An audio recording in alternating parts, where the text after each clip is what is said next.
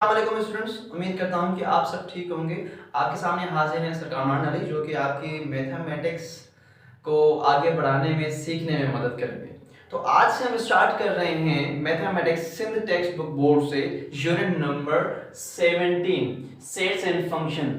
सबको पता है कि सेट्स क्या होते हैं, लेकिन ज़्यादातर बच्चे जो हैं सेट्स की डेफिनेशन को रटते हैं, उनका कॉन्सेप्ट क्लियर नहीं करते कि सेट है क्या चीज़, उसकी डेफिनेशन क्या कह रही है। ठीक है, तो सबसे पहले जो सेट का कॉन्सेप्ट दिया था वो किसने दिया था? सबसे पहले जो कॉन्सेप्ट दिया था जॉर्ज कैंटर ने सेट का कॉन्सेप्ट दिया था। कौन सी सदी में? 19वीं सदी में, 19th सेंचुरी में जॉर्ज कैंटर ने सेट का कॉन्सेप्ट दिया था। अच्छा, तो हम अब डेफिनेशन को देखते हैं कि डेफिनेशन क्या कह रही है। What is set? सेट क्या है? Collection of well defined and distinct objects are called set. ठीक है, कलेक्शन। सबसे पहले इसमें 4 वर्ड्स हैं। वैसे तो ज्यादातर बच्चे क्या करते हैं कि डेफिनेशन को जस्ट रटते हैं, उसको समझते नहीं है। मैं चाहता हूं कि जो भी डेफिनेशन में एक एक चीज है, एक एक वर्ड आपको वाज़ेह करके समझाऊं, जैसे कि आपको वो चीज आराम से मुकम्मल तरीके से समझ में आ जाए। सबसे पहला जो इसमें वर्ड है हमारे पास कलेक्शन। कलेक्शन का मतलब क्या है? कलेक्शन का मतलब है मजमुआ। कलेक्शन का मतलब है मजमुआ। और उसके बाद सेकंड वर्ड हमारे पास आता है। सेकंड वर्ड जो है हमारे पास, कलेक्शन तो होनी चाहिए, लेकिन किसकी होनी चाहिए? ऑब्जेक्ट्स की होनी चाहिए। कलेक्शन किसकी होनी चाहिए? ऑब्जेक्ट्स। किसकी? ऑब्जेक्ट्स की होनी चाहिए। ऑब्जेक्ट्स का मतलब क्या है? ऑब्जेक्ट्स का मतलब है कोई भी चीज या कोई भी सामान, किसी भी चीज की आप कलेक्शन ले सकती हो। मेरी राइटिंग थोड़ी बहुत बुरी है तो आप इसको इग्नोर कर दीजिएगा प्लीज, क्योंकि हमारा ज्यादा फोकस सीखने पर होना चाहिए, ना कि राइटिंग पर। तो हमारा मेन मकसद सीखना है, तो उम्मीद करता हूं कि आप इंशाल्लाह इससे ज्यादा फायदा उठा सकेंगे इस वीडियो से, इस लर्निंग से। अच्छा, तो सेकंड जो हमारे पास थर्ड वर्ड है, थर्ड वर्ड क्या है हमारे पास? अच्छा, कलेक्शन तो होनी चाहिए, मजमुआ होना चाहिए, ऑब्जेक्ट्स किसी भी सामान का, लेकिन क्या होना चाहिए? वेल डिफाइंड होना चाहिए। Well defined. वेल डिफाइंड का मतलब क्या है? वेल डिफाइंड का मतलब है जो वाज़ेह हो, जो वाज़ेह हो। वाज़ेह से मुराद कैसे? अब जैसे कि अब वेल डिफाइंड का दूसरा मतलब ये है कि जो सबके लिए सेम हो, सबके लिए एक ही हो, सबके लिए एक ही मायना रखता हो, सबके लिए एक ही वैल्यू हो।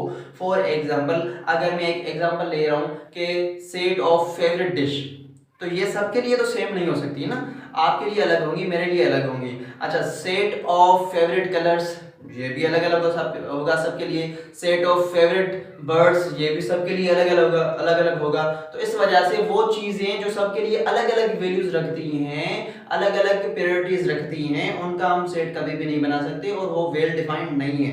वेल डिफाइंड अब क्या हो सकता है कि for example set of whole number, मेरे लिए भी होल नंबर 0 से स्टार्ट होते हैं, 0 1 2 3 4 एंड सो ऑन। अब सेट ऑफ नेचुरल नंबर, मेरे लिए भी नेचुरल नंबर 1 से स्टार्ट होते हैं, सो ऑन। आपके लिए भी नेचुरल नंबर्स जो है 1 से स्टार्ट होंगे और सो ऑन, मतलब आगे चलते जाएंगे। तो इसी तरीके से वो वैल्यूज, वो चीजें, वो मतलब ऑब्जेक्ट्स जो सबके लिए सेम हो, उनकी हम जो है क्या ले सकते हैं? कलेक्शन ले सकते हैं, और वही वेल डिफाइंड होते हैं। अच्छा, हमने कलेक्शन तो ले ली, वेल डिफाइंड भी है, लेकिन उसका लास्ट जो वर्ड है हमारे पास, उसका क्या होना चाहिए? डिस्टिंक्ट होना चाहिए। क्या होना चाहिए? डिस्टिंक्ट। डिस्टिंक्ट का मतलब क्या है? मुनफरिद।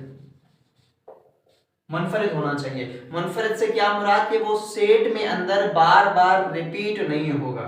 ठीक है, और उसके बाद उम्मीद करता हूं कि ये डेफिनेशन आपको मुकम्मल अच्छी तरह से कॉन्सेप्चुअली समझ में आ गई होगी। अब हम आगे चलते हैं कि सेट की नोटेशंस क्या होती हैं। फॉर एग्जांपल, अगर हम कह रहे हैं कि भाई set of first English alphabets, first English alphabets कैसे होते हैं? आप इसका नाम कोई भी दे सकते हो, आपकी मर्जी है। A B C D E, set of first 5 English alphabets, हमने ये सेट बना लिया। ठीक है, अब ये जो चीज यहां पर लिखी हुई है, इस नोटेशन को हम क्या कहते हैं? इसको कहते हैं नेम। नेम कहते हैं। ठीक है, अब ये हो गया नेम हमारे पास, और ये जो है सिंबल है। सिंबल जो होगी हमेशा बराबर की ही आएगी, इक्वल की सिंबल आएगी, इसके अलावा कोई भी सिंबल दूसरी यूज नहीं होगी। और यहाँ पर ये जो ब्रैकेट है, ब्रैकेट आपका करली इस्तेमाल होगा सेट में, करली के बगैर कोई भी सेट में ब्रैकेट इस्तेमाल नहीं होगा। और उसके बाद अंदर जो एलिमेंट इस्तेमाल हो गए, अब ये क्या है, एलिमेंट्स हैं, सेट के एलिमेंट्स। और दूसरा इसको क्या कहा जाता है, मेंबर्स, सेट के ये मेंबर्स हैं, ठीक है। तो अब इसमें 3-4 चीजें हैं जो आपको याद रखनी है। अब ये तो आप पिछली क्लासेस में सीख कर आए हो, लेकिन मैंने आपको जैसा कि कहा कि मैं वीक स्टूडेंट्स को और नॉर्मल स्टूडेंट्स को मद्देनजर रखते हुए ये सारी चीजें कर रहा हूं ताकि सबको समझ में आ जाए। अगर ये चीजें आपने समझी हुई हैं तो इंशाल्लाह दूसरे वीडियो में जाए, दूसरे वीडियो में आपको इंशाल्लाह और भी ज्यादा मालूमात मिलेगी, ठीक है। तो ये सेट का नेम होता है। अब नेम हम ए दो, बी दो, सी दो, डी दो, कुछ भी दो, लेकिन कैपिटल लेटर में होना चाहिए, छोटी एबीसी में नहीं होना चाहिए, स्मॉल लेटर्स में नहीं होना चाहिए। और यहाँ पर जो हमने सिंबल दिए बराबर की, यहाँ पर बराबर की ही सेट में अंदर बराबर की ही इक्वल की ही निशानी इस्तेमाल होती है, प्लस माइनस मल्टीप्लाई डिवाइड वगैरह कुछ भी इस्तेमाल नहीं होता। और ब्रैकेट करली इस्तेमाल होनी चाहिए। अंदर जो एलिमेंट्स होंगे वो सारे के सारे मतलब स्मॉल होने चाहिए, कैपिटल लेटर्स कभी भी इस्तेमाल नहीं होंगे वरना वो सेट नहीं कहलाएगा, ठीक है। इसी तरीके से ब्रैकेट का भी समझ में आ गया, एलिमेंट्स का भी समझ में आ गया कैसे होने चाहिए, इक्वल की निशानी भी समझ में आ गई और नेम भी समझ में आ गया। इसी तरीके से यहाँ पर ये डेफिनेशन सेट की खत्म हुई और नोटेशन भी खत्म हुआ। तो अगले वीडियो में इंशाल्लाह मिलते हैं सेट की टाइप्स एंड फॉर्म के साथ, कि सेट की फॉर्म्स कैसी होती हैं, कितनी होती हैं, और टाइप्स कैसे होते हैं, कितने होते हैं। तब तक के लिए मुझे दीजिए इजाजत, शुक्रिया। इंशाल्लाह उम्मीद करता हूँ कि ये चीज़ आपको समझ में आ गई होगी। अगर समझ में नहीं भी आई या दूसरे कुछ पॉइंट्स हैं तो आप कमेंट सेक्शन में मुझसे पूछ सकते हैं। अगर ये चीज़ें आपको आपका कॉन्सेप्ट क्लियर कर पाई हैं, आपको समझ में आ गया है, तो मुझे आपकी सपोर्ट की ज़रूरत है।